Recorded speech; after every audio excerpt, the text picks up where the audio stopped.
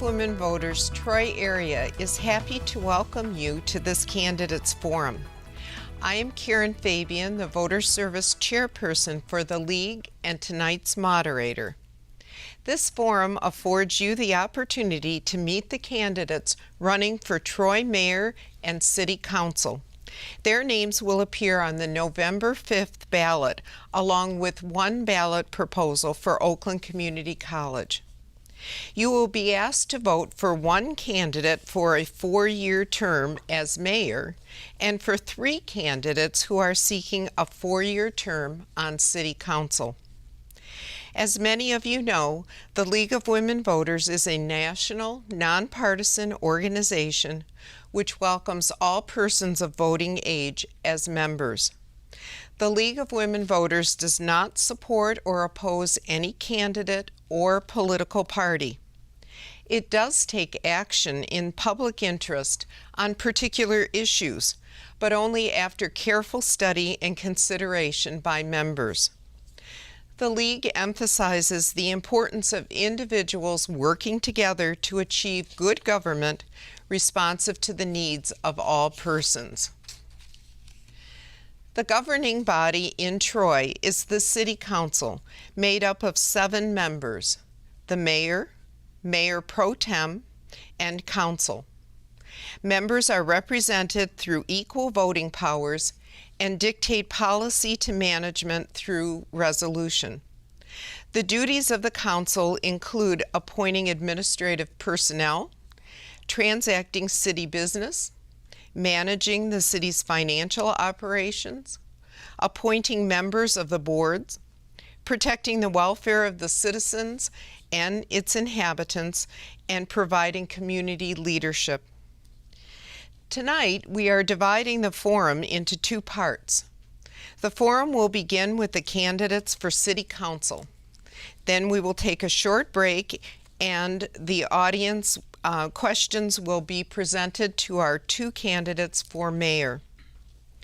They are currently sequestered in a room and unable to hear the questions or answers of these candidates.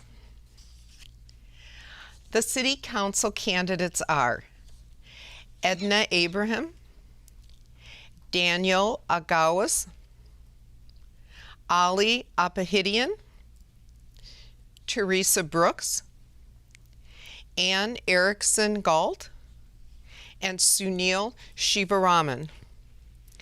The format for this candidates meeting has been established by the League of Women Voters Troy area. Each candidate will make an opening statement of 2 minutes. The timer, Kathy, will signal the cards of your time frame. At the end of the allotted time, the camera will pull to a long shot and the microphone will be turned off. We will begin our opening statements with Ms. Abraham. Thank you. Thank you to the League of Women Voters and to CMN TV for hosting this forum, and for those who are watching tonight in the audience and at home later on. For those who don't know me, my name is Edna Abraham, and I've been serving on City Council for the past 4 years while working as a program manager at General Motors. Troy has been my home since 1976. I'm a product of the Troy School District. I went to Hill, Larson, and then Athens. And after I graduated from U of M with a degree in chemical engineering, I returned to my hometown. And I returned because of the quality of life services the city afforded. My connection with the community has strengthened over the years, as you can imagine. I'm a member of the Friends of the Troy Public Library, the Troy Historic Village, the Stage Nature Center. I'm a supporter of the Troy Community Coalition, the Troy Police and Fire Benevolent Association, and the Troy Public Library Endowment Fund, just to name a few local organizations. My involvement with city matters goes back about 10 years, when the funding for the library first became at risk. I became a grassroots activist and spent the summer of 2011 advocating for that library millage that was decisively approved by Troy voters. When I ran for City Council 4 years ago, it was because I wanted to give back to the community that had served me so well. Still my motivation today in running for a 2nd term. It is said that the best indicator of future behavior is past behavior. I've approached the council role with professionalism, integrity, and a strong work ethic. My voting record reflects a consistent pattern of protecting the community's best interests. I've sometimes been the sole no vote in instances where I believe the resolution before me would not be in the best interest of Troy. I have a voting record that demonstrates that I've advocated for transparency and ethics reform, particularly in matters relating to the former city manager. I've supported common sense development that grows our tax base but preserves the character of our neighborhoods. Thank you. Thank you. Mr. Agawas? First, I want to thank the League of Women Voters for having me, and thank you for those who are attending. For those that don't know me, my name is Daniel Agawas. My wife and I moved to Troy nearly 6 years ago. It was our first home that we purchased after we got married, and now we're raising a young family here. We live on a quiet dead-end street, and it's walking distance to a beautiful park and elementary school that my daughter will one day attend. We love that we have a little taste of country in an otherwise modern city. For the last 3 years, I've served on the Troy Zoning Board of Appeals, and protecting neighborhoods like this is one of our top priorities. For every proposed variance request, I analyze the impact of the community and the health, safety, and welfare for the neighborhood. I've seen firsthand the tensions between commercial developers and residents. Residents like myself are concerned that over-aggressive development will encroach upon their neighborhoods. Meanwhile, the developers often receive mixed signals and are confused sometimes by the Troy zoning ordinances. I'll work hard to protect our neighborhoods and find the proper balance with development. Professionally, I'm a financial consultant. This means I've worked for 12 years in fraud investigations and forensic investigations very similar to the one Plant Moran did just for the city recently. I also calculate damages in court cases that involve fraud. I have seen and understand how to prevent fraud, detect fraud, and implement the proper accounting controls to minimize the chance of fraud happening in the future. When I think of local government, I think about my daughter and the future I'd like her to have in the city. I'd like her to have many recreational opportunities and places to play. And this is why I'm committed to developing and implementing the Troy Trails and Pathway system, and why I'd also like to protect the Civic Center from commercial development. I believe that we need a strong local government, strong financially, which has integrity and protects our neighborhoods. Thank you. Mr. Apahidian? Good evening. I'd like to thank the League of Women Voters as well for organizing this event, and to thank everybody in the audience and everybody at home that's watching. My name is Ali Apahidian. I've been a resident of Troy for 9 years. I'm married for 19 years with 4 kids, 1 in high school, 2 in middle school, and 1 in elementary school. Professionally, I'm an engineer with more than 23 years experience, both in the public and private sectors. And I'm running for council because I'm committed to bring a renewed focus on ethics so we can rebuild trust in our great city.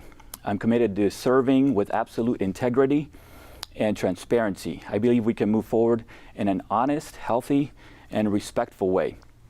I'm also running because I want to leverage my 5 years of serving on the Planning Commission to ensure that we balance development with protecting our green space and our open space. As Planning Commissioner, I'm proud to have supported 2 new ordinances that were passed that were intended to maximize open space for developments and also to prevent developers from clear cutting without tree mitigation. As a future council member, I'm committed to continuing to fund our library in a fiscally responsible way and to explore all possibilities to expand our Trails and Pathways network. I'm proud to have the endorsement of trusted public servants in our community.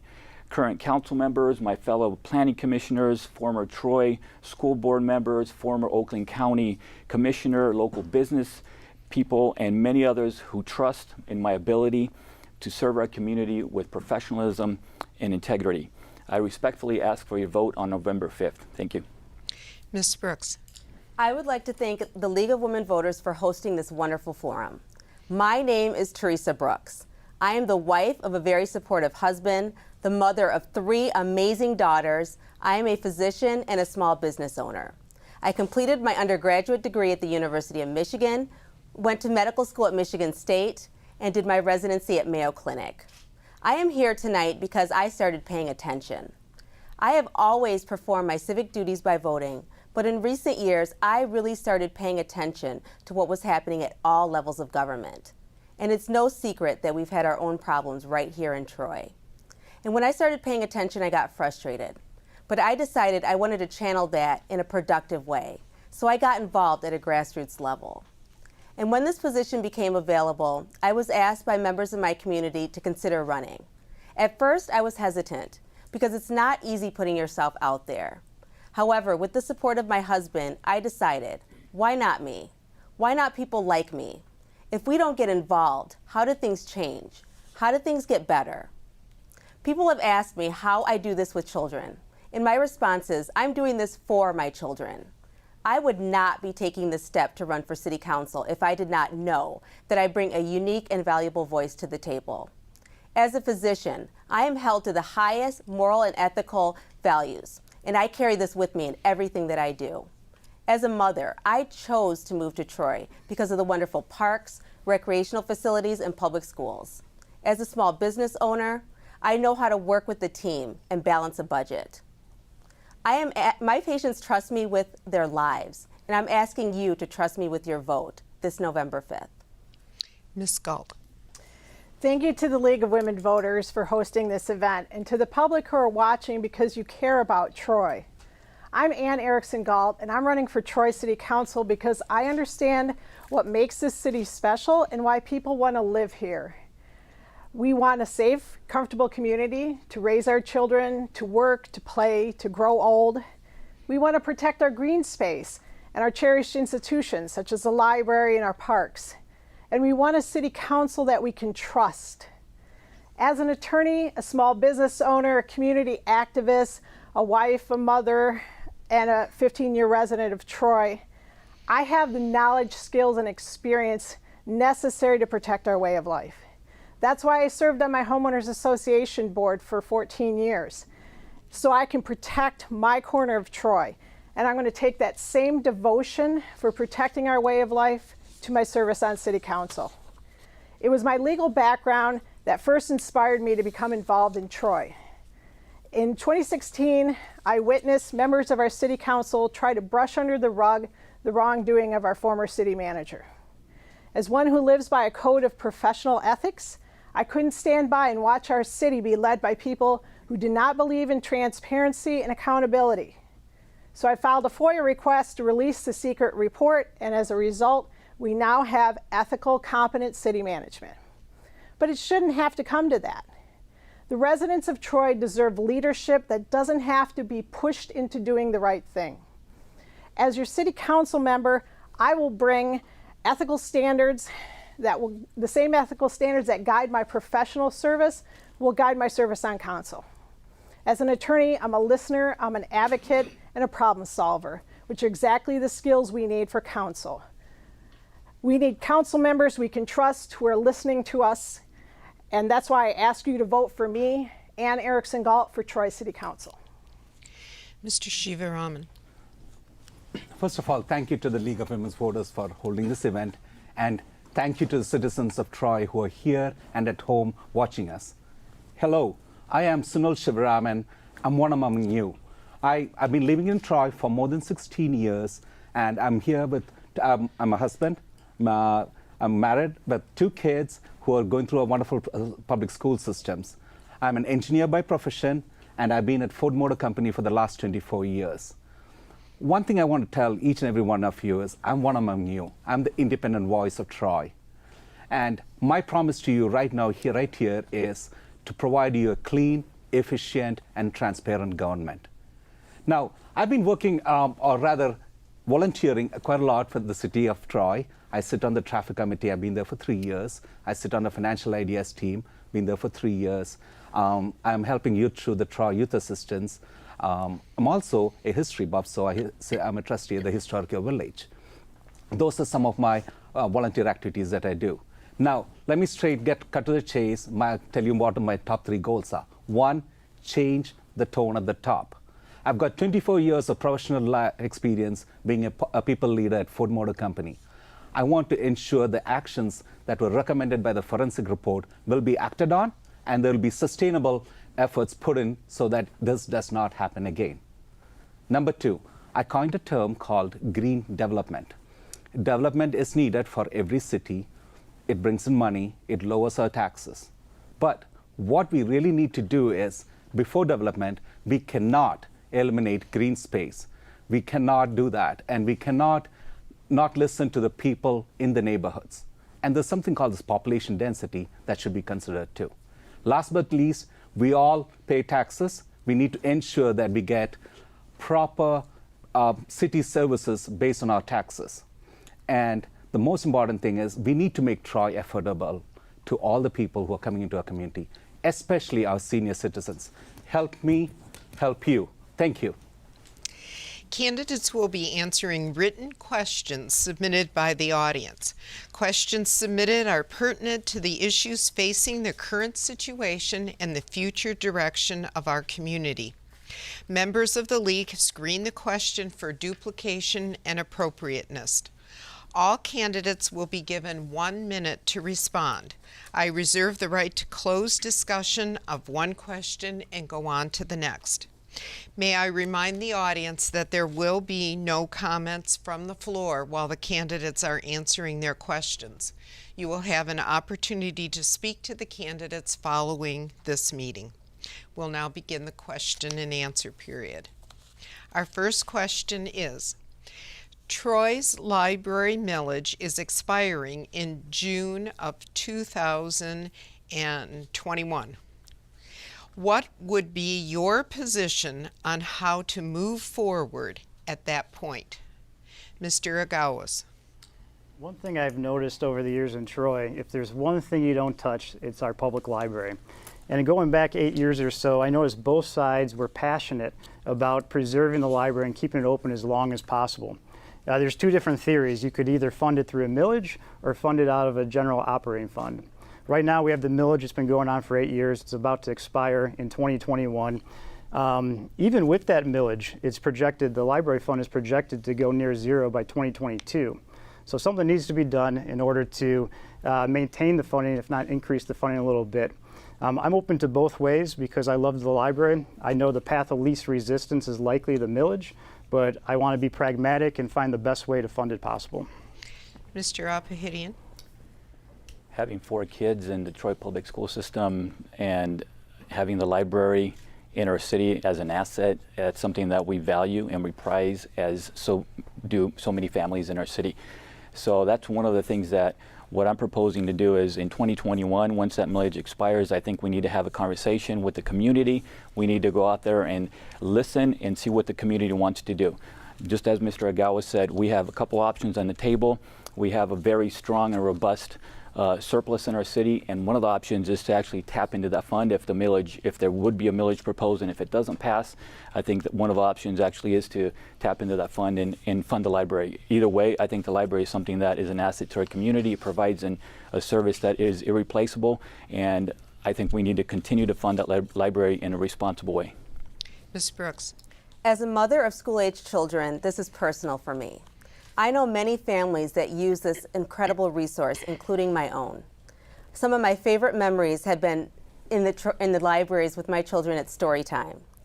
I actually was at the Troy Library learning more about it last night at the Citizens Academy.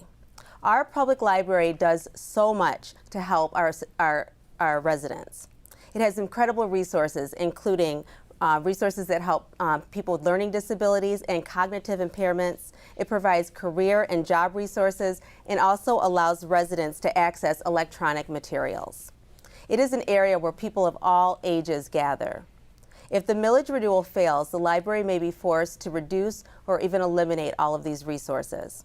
However, ultimately the library millage renewal should be decided by the residents of Troy. I will be proactive in leading discussions on sustainable library funding. Ms. Galt. When I'm knocking doors throughout our community, what I'm hearing again and again is the library is a treasured institution. And the city of Troy, the people of Troy, very much value the library, and we must do everything we can to protect it. And I'm glad that Ms. Brooks brought up the fact that the library does a lot more than simply lend books. It's not just books on a shelf. There's so many services that the library provides to people of all ages. And my family has enjoyed the library since we moved here. As far as how to fund it, that is something that the community is going to have to come together in some community engagement sessions and decide how we're going to fund the library. It's not just the operating expenses, the building needs work. As you may know, the roof is being worked on now. There are issues with the library funding that the community as a whole needs to decide. Mr. Shivarama? Yeah, the library is the heart of a community. You just walk into the Troy Library, you not only see that it's not just the people in Troy, it's the surrounding communities that come in and use the library. And again, you've heard it from others, as a parent of kids, you are always there at the library. If I had a blank check, I would have just written a check to keep it open for 7 days. And if I win the lotto tomorrow, that's what I'm going to do. So that's a given promise. Now, having said that, if I don't win the lotto, let's look at innovative ways. Again, with my professional experience, innovation is a key at where I work. There's innovation in finance. There's multiple options you can look at. And again, this has to be done with talking to the people, the common people of Troy. Let's listen to the voices. Let's come up with the most optimal solution. And let's keep the library running. Thank you. Ms. Abraham? In 2011, when the millage of 0.7 was passed, it yielded about $2.5 million a year for the library. And in 2011 dollars, that was enough for a 6-day library. It's not enough today. And the reason for that is most of our library staff is part-time, and minimum wage has gone up, and that has put a huge dent into the budget for the library. So we need to ask ourselves, and this conversation with the community needs to start in November, once we're past the election, on what kind of library do we want? Is it a 6-day library? And if it is, it's probably not 0.7 mils, it might need to be more. But do we want a 7-day library? Because that would be more than 0.7 mil. We need to start working with the community right now to understand what kind of library that you want. Because right now, we're barely eking by with the $2.5 million a year at 0.7 mils. So let's start talking about it now. I think we should get a 7-day library, but we need to do it in a sustainable way. The next question. What reforms are needed to restore trust and confidence in city government? Mr. Apahidian. Transparency and integrity are essential to our local government. I've read the reports that came out in terms of the actual trust and transparency issues that have happened at a management level. And there are a couple things that actually need to occur. One thing is improved communication between management and council. There was a disconnect there, and I think that's where an area that can be improved. If I get on council, I will propose that we actually have something in terms of our code of ethics that has more teeth, to actually have more engagement for our council in terms of what happens if the code of ethics is broken. And one thing we can do is actually improve that communication between management and city council. Another thing we can do is really provide that openness between council and the city, more communication. Ms. Brooks? I believe transparency is important at all levels of government. In medicine, I take an oath to do no harm. I am held to the highest moral and ethical values, and if I violate this standard, there are consequences. I can lose my medical license. I can lose the privilege of practicing medicine. I would like to see guidelines implemented as well to hold our elected officials accountable when they violate these standards. As a physician, I also have a strong concern for the welfare of others and would help to create a safe work environment. It is also important to avoid conflicts of interest or even the appearance of one. Residents need to be able to trust that their elected officials are working on their behalf. I will also work to improve communication between Troy residents and the public officials so that residents feel that their voices are being heard and considered during the decision-making process. Ms. Galt? A lot of candidates talk about transparency. I've walked the walk. I fought with the City Council to release the secret Lang report to make sure that we knew what our former city manager was up to, when some council members wanted to make sure that it remained confidential. Communication is a key to transparency. It's not just communication one way with the council, telling the people what they think they want to hear. It is the council listening to the people. When we have that two-way communication, we not only have transparency, but then we can regain our trust. That communication is essential. And as an attorney, I am bound by a very strong code of ethics. And like Ms. Brooks, if I violate that code, I'm putting my profession at risk. So you can count on the fact that as your city council member, I will bring that same strong ethics to my service on council. Mr. Shivaraman? If you remember, I want to go back to my top goal. It is changing the tone at the top. And you can only lead by example. And I've done it at Ford Motor for the last 24 years. Let me give you an example of something that I'll push for once I'm elected as a councilman. Right now, the ledger, what we pay people, is up out in the public. The big thing I want to do is, I want to know what is the price I pay, who are the suppliers involved, who are the principals behind the suppliers, and what other bids came in, and why was this chosen.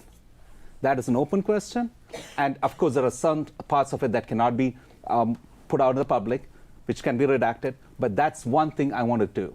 Let's come out in the open, let's talk about it. We have an online system. The City of Troy is a wonderful online system. Let's put it out there. And that will be accessible for each and every citizen of Troy. Ms. Abraham? Thank you. I think the first thing that we can do is treat the forensic audit that Plant Moran did with a lot of respect and take it seriously. City staff has done their part in doing their reforms that were suggested by Plant Moran, and City Council needs to do the same. City Council needs to answer the same questions that city employees did and have those conversations, whether it's with Plant Moran or some other neutral third party. We need to understand what council did or did not do that enabled Brian Kishnick to behave the way that he did and ultimately break the law. We need to be accountable, and we need to do it openly, because the buck stops with council. The other thing that I would do is an ethics reform where there are real penalties for any violations. This is common in the private sector. Every year I have to sign disclosure statements of any personal relationships, and it's a normal expected thing, and there are severe penalties if I do not and if I lie. And we need to do the same in the government. Mr. Agawas? Well, at the heart of this issue is financial transparency and government transparency. It's what builds the trust between the people and elected officials, and it's the underpinning of a well-functioning government. Without it, we can't do anything right.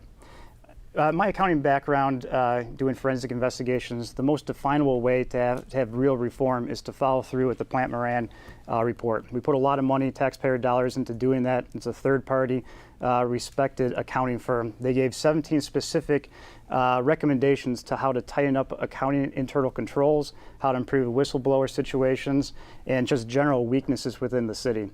The most definable, practical way of actually changing the culture is following through with this report.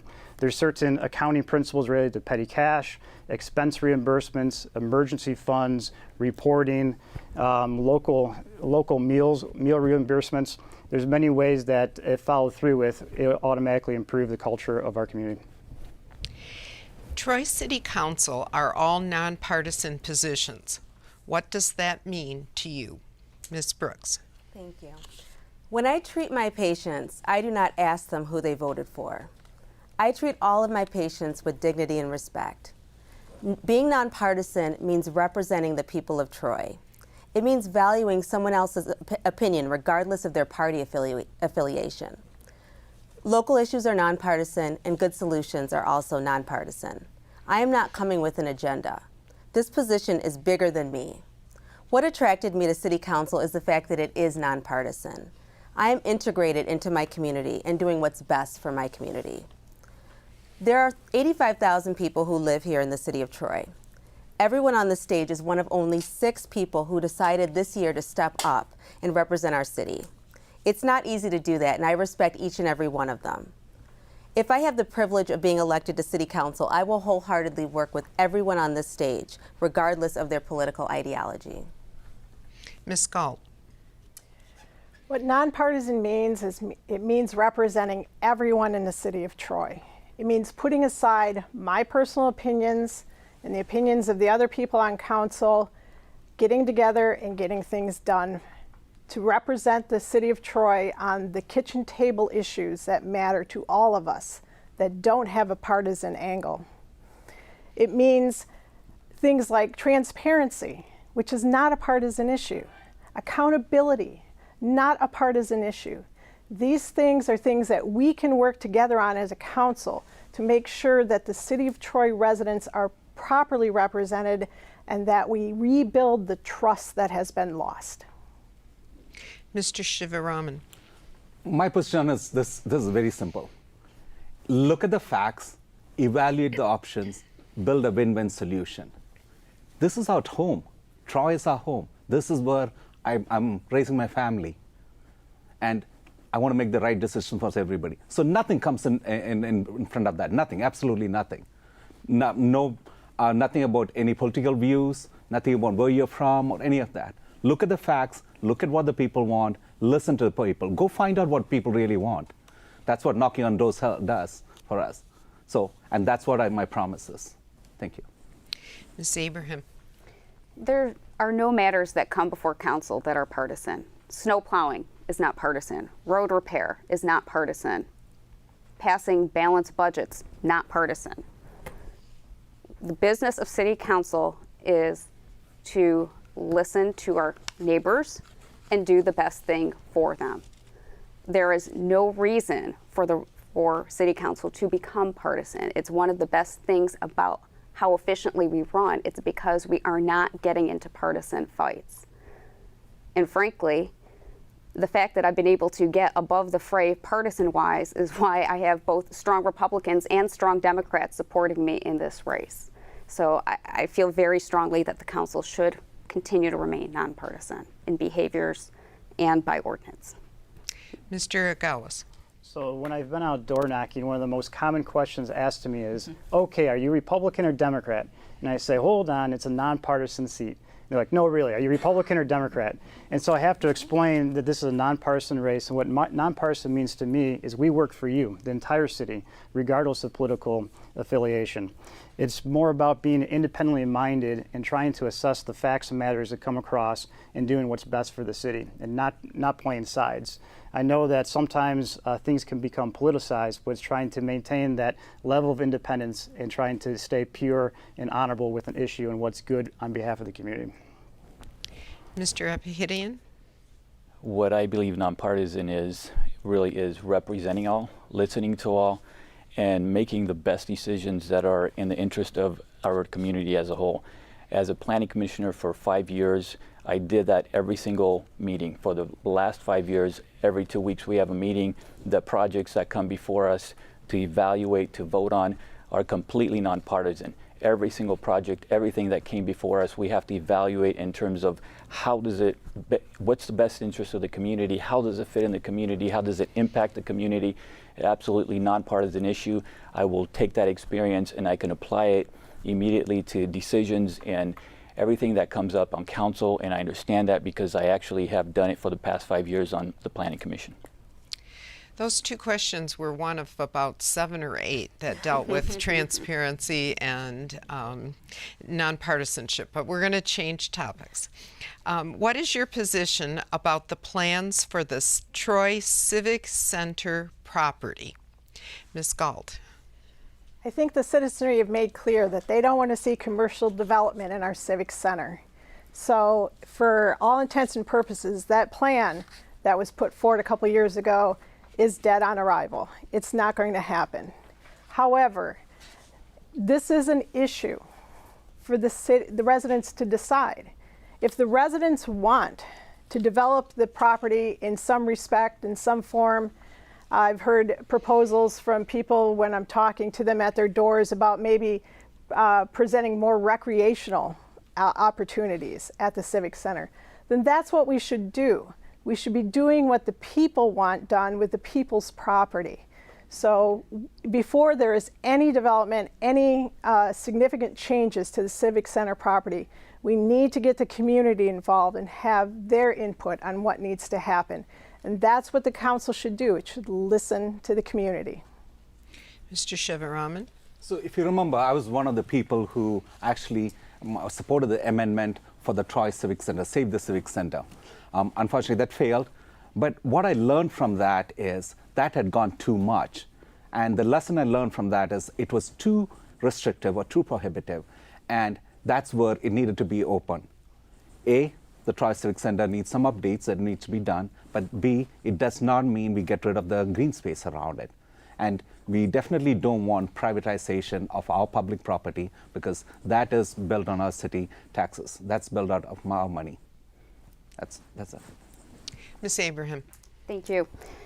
One of the big flaws of the last attempt to look at the Civic Center development is that it didn't engage the community appropriately. It was assumed that the citizens would want something overly developed, if you will. And so that when engagement sessions did come about, and there weren't many of them, people were rightfully concerned. So if we want to talk about developing the Civic Center, and it could be anywhere from developing it as a premier park of the city to something developed, we need to understand the full gamut of options and what citizens really want to do. And then we can talk about what it might take to fund that, because as we know, none of that is free. And part of the reason that we were even having the conversation to begin with is that a lot of the buildings on the Civic Center campus need to be replaced or have a lot of upgrades to it. So we need to talk about it holistically, but let's look at all the options and not just one. Mr. Agawas. In my opening statement, I pledged that I wanted to see the Civic Center protected from commercial development. And I think that this is public land and should be used for public use, and there's a lot of untapped potential.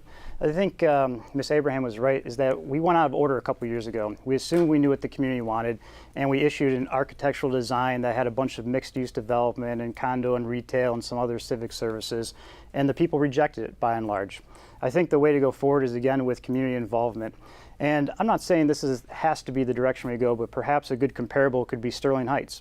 We don't have to do everything that they do, but they just recently updated their Civic Center, and it's a great place for the community to come and get involved. It could give us some good ideas how to highlight the farmers market, have more involvement for our teens and our kids to go play, have places to interact and socialize. But the bottom line here is that this has to be used for the public, and there are ways to make sure that this is a net zero cost to taxpayers, and make sure that, again, open for public use. Mr. Abahidian.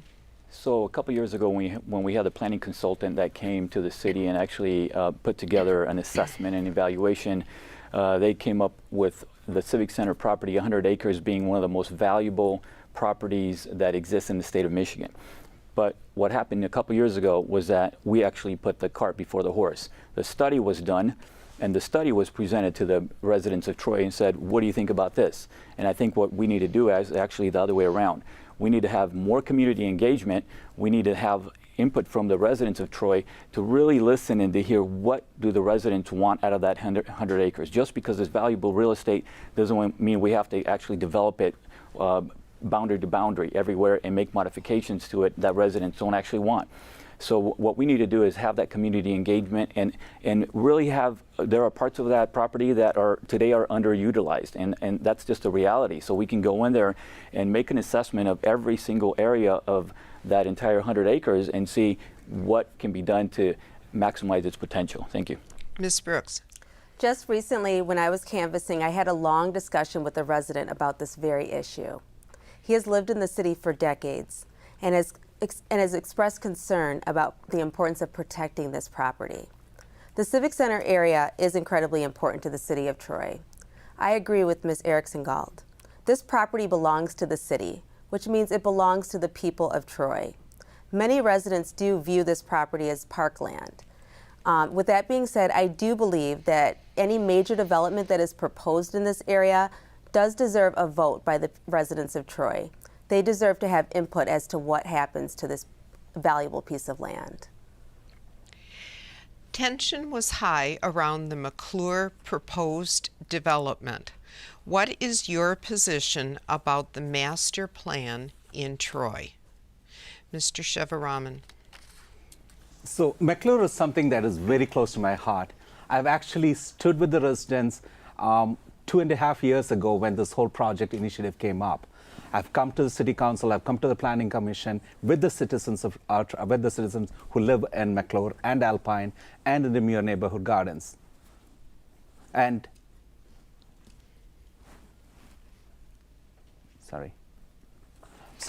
I had a light distraction there, so let me start off there. This happens in the city too, by the way, especially when you talk McClure. Don't know what is so special about McClure. But going back to it, I've stood by the citizens of Muir Gardens. I stood by them then, will stand by them again. So they are also signing a petition right now to take that particular section out of the master plan. And I'm in full support of that, number one. And I've also stood by other neighborhoods like this. When there was a self-storage that was put in front of Livernois, right now it's going to be a condo, but I stood with the citizens of Troy then to ensure that that doesn't happen, the self-storage right in front of these homes on Livernois by the ECHO. So will stand by rezoning, taking McClure and Muir Gardens out of the master plan, and that's my stand on it. Thank you. Ms. Abraham. Thank you. The master plan was developed in very different economic times. And yes, it's been updated since then, but at its initial publication, it was not too long after the economic downturn when we were really looking for businesses to come to Troy. Our property values were tanking, businesses were folding, and you can see in the master plan with the Big Beaver District, the Rochester District, that certain provisions were put in place to put in more density, higher buildings. And as we're seeing development that's coming with that density, we're finding it's not meeting aligning with the character of the neighborhood. So I do support relooking at the master plans, particularly the Big Beaver District and the Rochester District, because these have become pain points. There was at once a time where there was going to be a very large apartment complex, a Monarch. It's not going to be there. There are homes there now. Let's look and see if that Big Beaver zoning district still makes sense in that area. Mr. Gauss. So the master plan is a really good document. The problem, though, is it's a hypothetical, almost abstract look at the city where it wants to go in the next 5, 10, 15, 20 years. And sometimes there are mismatches between the hypothetical view and the actual reality of what's going on in the neighborhood. In the McClure-Sanchin Way district, new homes went up. And so the community has evolved to be more residential driven, and the master plan hasn't kept up to recognize that there's more homes going up and that this development going around potentially for an apartment complex just doesn't fit. I'd be in support of taking the McClure district out of the Big Beaver district, making sure that it's single family residential. But bigger picture, we have to find a better way to connect this hypothetical abstract view of where the city's going in 20, 30 years and connect it where we can in these different pain point areas. Mr. Apahidian. So McClure is not an isolated case. I have been on the Planning Commission for 5 years. I've seen these projects come in over and over again where we have these tension points between residential neighborhoods and commercial neighborhoods wanting to go up, the ones that border each other. And over and over what I see is that the master plan is more of the vision of what we want to do, especially on Big Beaver. And the vision has really changed from 10 years ago when we wanted development to come on Big Beaver to right now we're just flourishing. We have an abundance of development on Big Beaver, and I think it's time to revisit the master plan.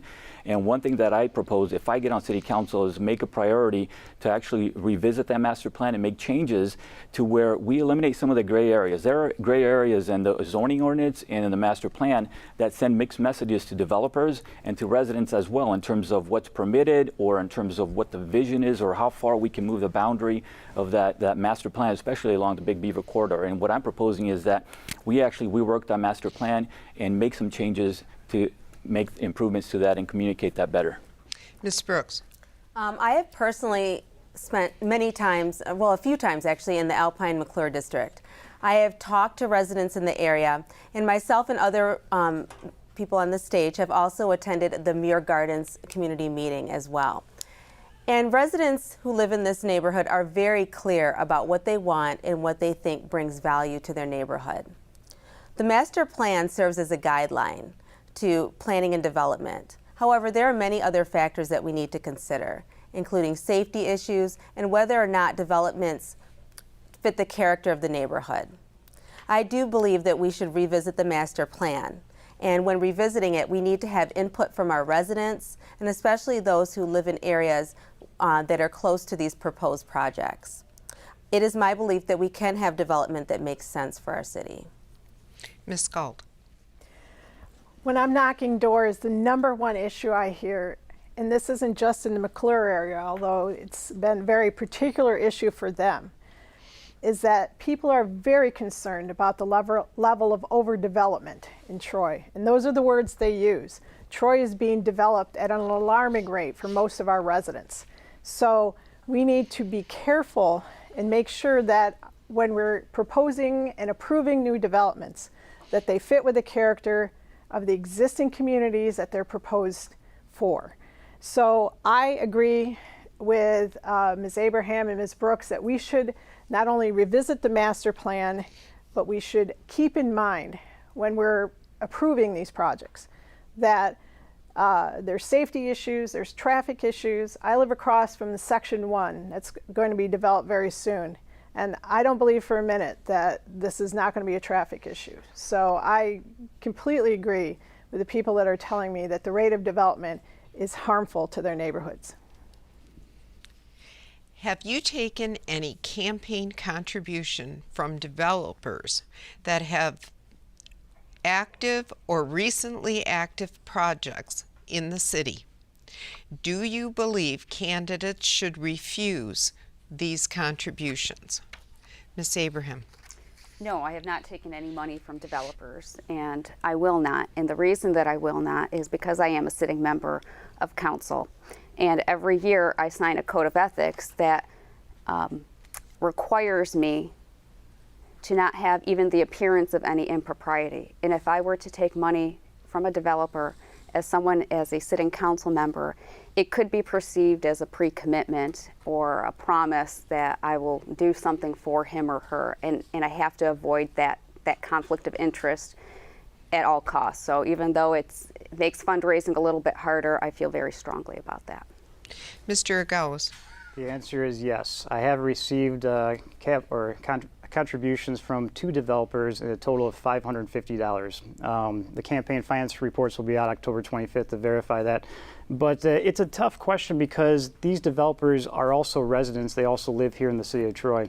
If they're out-of-state developers just coming in and imposing the will, that'd be one thing. But there's a tough balance between respecting everybody here in the community, including developers, which in some ways can be very helpful, and in other ways they may be a little too aggressive or encroaching on neighborhoods.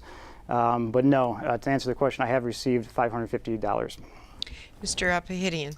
Yes, I have received campaign contributions from developers, and that question actually came up just recently at the last Planning Commission meeting. There was a development that came up that had a developer that actually gave me a donation, and I disclosed that openly, and I actually asked the Planning Commission members to make a decision if I should recuse myself from that meeting, and they unanimously voted that and I can actually stay in that meeting, and because they know my record of integrity, they know I can make the decision based on facts and facts alone, and that will not change my vote on any project, and it never has, because 5 years of consistent voting with integrity on projects based on their merit on the facts of the project. And so I actually gave that over to the Planning Commission members to make that decision, and they decided that I can actually vote for that project. So any kind of contribution from any developer will not change in any way. There's no quid pro quo in any way in past projects or any future projects that come before council. Ms. Brooks. The short answer is no. I have not knowingly accepted any campaign money from developers. I do believe that if somebody does accept campaign money from developers, it is important that it is very openly disclosed and that they may be prepared to recuse themselves in certain decisions and certain votes. As Councilwoman Abraham said, I also agree that it is important that we avoid conflict of interest and also even the appearance of conflict of interest. It is really important that residents can trust that their elected leaders are working on their behalf. Ms. Galt. No, I've not received any contributions from developers, and I have no intention of taking contributions from developers. In fact, all of my contributions have come from ordinary citizens. My mother is my biggest donor. So I've been getting money the old-fashioned way by calling all my family and friends and asking them for money. So it is an issue. As been mentioned by Ms. Brooks and Ms. Abraham, conflict of interest is a real problem. How can you trust that a council member who's taking money from developers is voting in your best interests when they're deciding whether to approve a development?